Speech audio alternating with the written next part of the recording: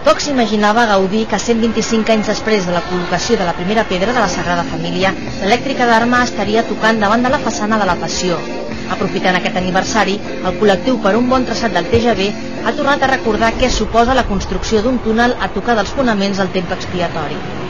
Estem parlant d'una situació arriscada, bastant arriscada, de construcció. No és qualsevol cosa senzilla. Que evidentment fer pilots a aquesta profunditat i a la seva estabilitat i al costat d'un túnel a tan poca distància, no hi ha tècnic que sàpiga que això digui que això és qualsevol cosa.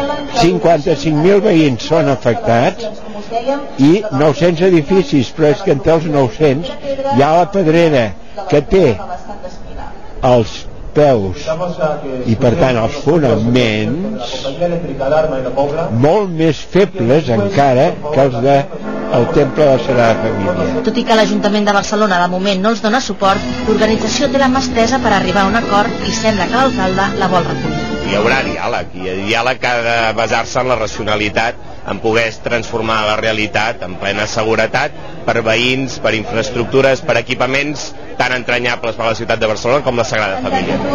Segons els organitzadors, més de 4.000 defensors del temple han aconseguit ballar una sardana envoltant la Sagrada Família al ritme de la Santa Espina. Enguany celebra que fa 100 anys es va estrenar.